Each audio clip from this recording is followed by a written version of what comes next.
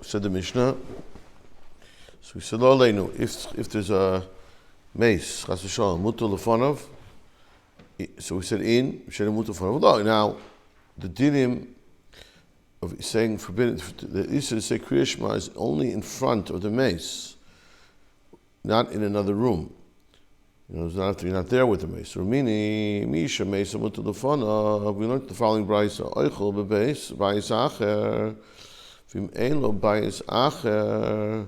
Bayis acher is a different room. We said yesterday, right? Oichel bayis chavera. If not, oichel bayis chavera. V'im ein lo bayis chavera. Oichel mechitza. V'im ein lo davar l'asa mechitza. Machze panav v'oichel. Or, if necessary, you can be in the room. Just sit, turn your head. Don't eat in front of it.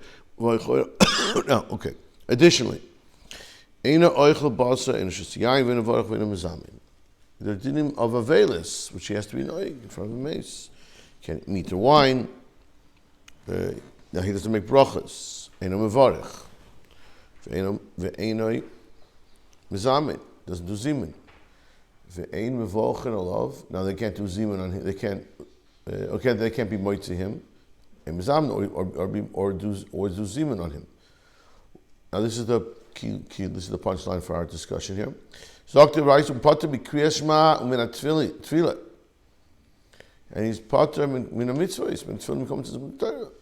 Now, so here you see that he is Pater, irrelevant. He's Pater, irrelevant whether mutar lefanov or not. He's in the other cheder. He's in his friend's house. So it says here he's Pater. We'll see in a second. The Gemara is going to point it out. Now the Gemara goes on. It depends when. Shabbos, there's no veilus. Meisiv oichel baso shesiyayin v'orach mizamin v'vochen alav v'mizamin alav. All mitzvahs are done in Shabbos. Chayv mitzvahs with Torah. Rabbi Shamliel Omer mitoch she's chayav be'elun is chayav be'kulan. Now Rabbi Shamliel was adding something. He's adding be'kulan. What does that mean? Omer Rabbi Yechanan, he explains. My benayah. What's the argue on doing things betzina, doing things privately, that is tashma shamita, that according to Rabbanan, so it is forbidden, even though there's no veilus, but there is in tashma shamita is also is forbidden because of veilus. And Rav Moshe Binyomin says that is also once Shabbos permits it, also permits this, and it's an obligation. Ikabinayu. Now, Akaparin. What do we see here? That you're part of the Kriya Shema Mitzvah, and becomes supposed to be Torah. Irrelevant, or the mace is directly in the front of her. Not, it's a different house, a different room, right? So it's a stira to the implication of our own Mishnah, which is Dafka mutar lefanov. So Amar Papa Tirgema, Papa explains it. He's going to explain that over here, in this, we're quoting over here from Moed Katan.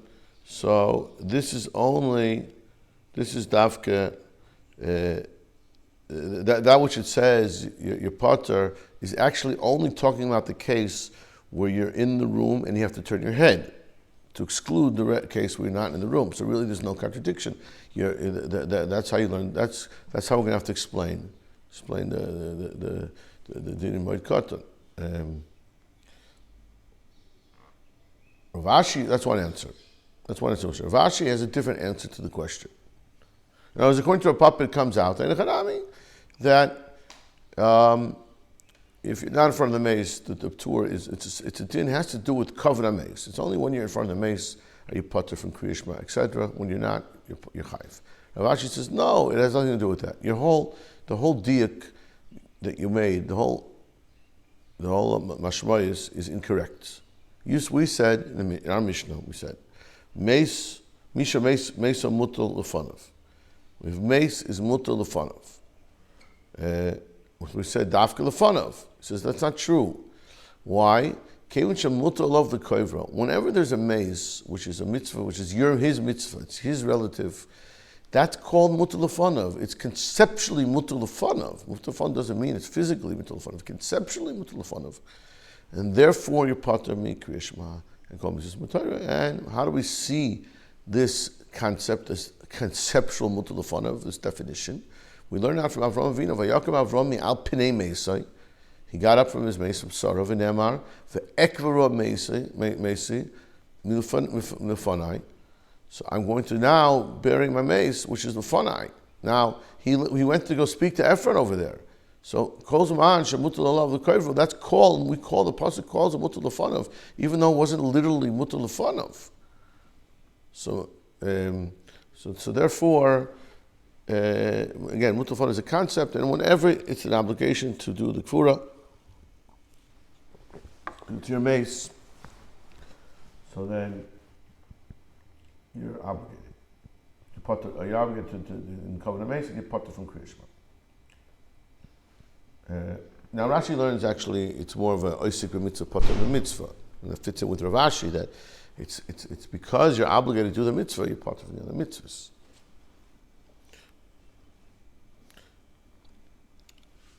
The Gemara is medayik. So we said, "Kol zman shemutar l'alav l'kover k'mutar l'fanav." The meisai.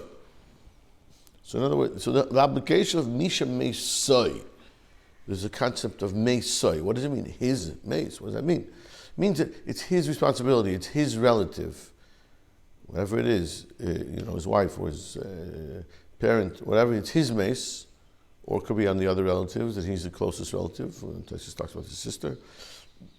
So Meisai in Avul Mishamra. Now, if this person's responsibility, for whatever reason is to be shomer a mace, you're saying he's not potter from Kriya Shema. It's Dafka, the person with the obligation to be kover the mace, which is implied over here. He is the one potter from Kriya Shema mitzvahs. In fact, the Gemara, is that true? Vatanya. We actually learned Tamashama is a mace. Even anyone, it's a mitzvah to do kvura, to mace. So anyone who's helping out in any way, he's guarding the mace, irrelevant whether it's his responsibility, but he's, for whatever it is, he's doing the job right now, he's potter b'kriyas shema min ha-tefillah. Min ha-tefillah, we come into some words, but Torah. He's potter. So, Mishamroi, and so one answers, you're right. There's two dinim. There's one is Mishamra, and that's Afal Pisha Einan Meisai. The fact that he's taking care of it, he's doing it, he's oisik b'mitzvah, he's potter. And Meisai, and there's another din of Meisai, Pisha Einan Mishabra. Even if you're not right there right now, it's mamash like Ravashi. If it's his mace, you're obligated, and therefore Meila, you're potter from Kriyashma. Okay, now the Gemara is going to make another implication. If that's true, let's analyze a little more. Meisai Mishamra in. Okay, so we have Meisai and we have Mishamra. What about a Mahalach basic forest? What about, there's no mace right now. You're in the basic forest, someone's going to the basic forest. So is that also potter from tefillin? Now that would be a different reason to create Shema tefillin. That would be out to lag the rush, that you're causing pain to the mason. So the Gemara says, it sounds like that, the only cases where you're potter is when you have some type of mitzvahs of taking care of a mace. But a halacha basic for is not. So Moshe says, that's true, Vatanya. Le'achan basic for is for tefillin b'reisha. So you can't go to the basic forest and do mitzvahs. You can't wear tefillin. You can't learn from a Sefer Torah, v'koira, v'im oisekain, oibishing loig, l'rosh, cherev v'seyu. You're degrading the rush, the poor, the mace. You're chayrif, it's a zayin. So Zohar says yes. Over mishum like the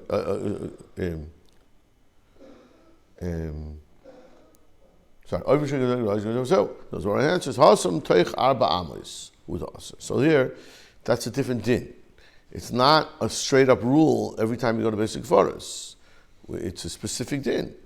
That if you're within dalet amos to Aser of the basic forest, of the kfura, of the kever, chutz arba amos is chayiv. The Ramar, meis teif is dalet amos the kriya shema. Hacha chutz dalet amos nami potter.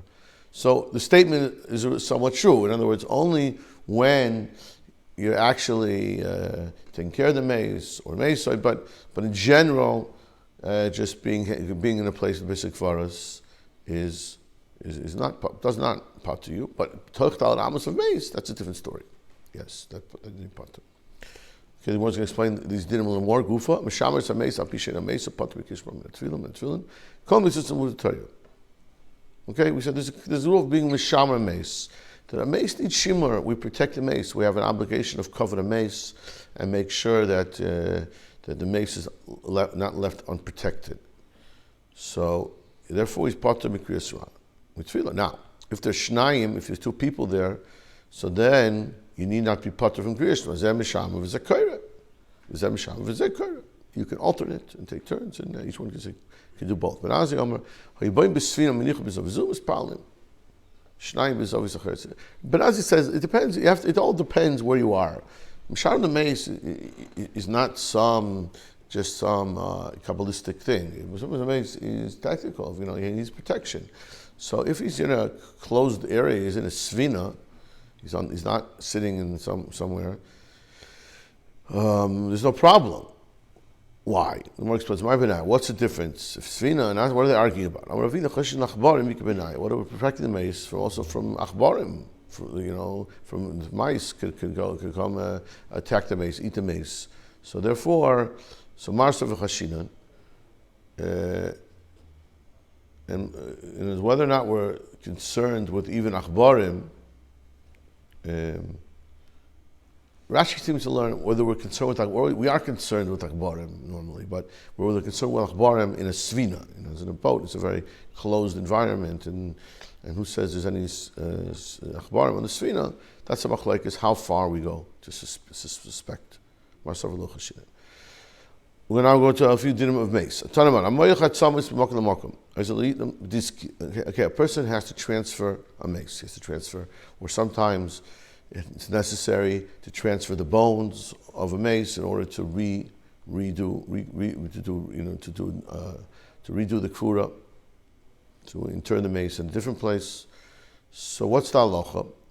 So the Gemara says that you have to be very careful in kavod a mace, and therefore don't just put them in a sack to transfer them. It's not how the bones of the mace are transferred. They're tested with covered. Don't and you just ride on them. That is bizayin. Now, if it's necessary, because for the cover itself, the cover of mace itself demands that you transfer it as quickly as possible, and you have to, without getting stopped by some goyim. So then it is permissible to do that, mutter. Again, just to put it in a sack and kind of put it on top of the animal to ride, or maybe even if you're yirkav alehem, even if it's underneath where you're riding, somehow. So yeah, it's permissible when necessary. That's the only way to move it. Now, there's another halacha which is relative to this. Same rules apply to Sefer Torah. Has to be transferred with kavod. So we're going to analyze, what does that mean exactly? What do you mean by that? That means to say that you're not allowed to, of course, you can't just throw a Sefer Torah in a sack and move it around. Pshit it. Migara Sefer Torah miatzamis. Ela Sefer is going on the heter, that on the heter is permissible. That if there's no other way, just like you're allowed to move the mace, you're also allowed to move the Sefer Torah. Amar Rachva, Amar Aviuda, Kol Roa Mace, V'Enim Laveo. It's important halacha that if there is a levaya taking place, you walk out and you see there's a mace, there's a levaya, and you're not accompanying the mace, that itself is degrading the mace, and that's the loig the rush chedef aseo. Emil veil, but if you do accompany him, you walk with the mace. Maschachoi, what reward? Malve, we're connecting here. The word malve here usually means here in this context means you're lending, or I don't know, maybe it means accompanying. Also here, you're malve Hashem. You're choinin dal. You're giving to a poor. A mace is poor. He can't do mitzvahs, so you're accompanying the mace. You're helping the mace. So choinin evyon. So it's like you're with Hashem. Hashem is also accompanying the mace. the poor, and therefore you're like accompanying Hashem. Okay, a little bit more. They were walking in the Beis Ekvaris. Now his tzitzis were coming out. So Amar le Rabbi Chia, don't do that. Don't leave your tzitzis out when you go to the Beis Ekvaris. Dalia, pick it up. They shouldn't disturb the mesim. So this, he says, because the mesim are going to see what's going on, and they're going to say, look at these guys. Tomorrow they're going to come with us. They're also going to come to Olam HaMemis. And today, Akshav Mecharfin, and now they embarrass us. So don't do that. So he replies to him, he says, well, I question your logic. I'm like, who says the mesim actually know what's going on? Does not the pasuk say that mesim don't know? They're not here. They're not in the emes. They're not in this world. Amalei, he says, I see you don't know how to learn. Karisa, if you learned once, you learned twice. If you didn't learn it, you didn't learn it 3 times to understand it properly. Now we'll prove this tomorrow. Why? That when it says in the pasuk Chaim Yoidim Shemusa Elu Tzadikim She B'Misasa Nikru Chaim, that Tzadikim are called Chaim B'Misasa. So over here in the pasuk when it says Meisim Ein Yoidim U'uma, you're misinterpreting. It's Rishayim. Sometimes, or usually when the Torah refers to Mesim or Rishayim, or Mesim or Chaim, it's not a term for actually life or death. It's a term for Tzadikim or Rishayim. Mesim or Rishayim. Tzadikim are called Chaim. And we'll prove this from this. Shenemar b'noi ben Yoyada ben Ish Chai. Rav Polim Mekavtzel hu yikas ne'ari ashnariya moya hu yar hikas ari b'toich habor yom hashalek. That this ben Yoyada is ben Ish Chai. He does a lot of actions. Or poilim mikavtzel,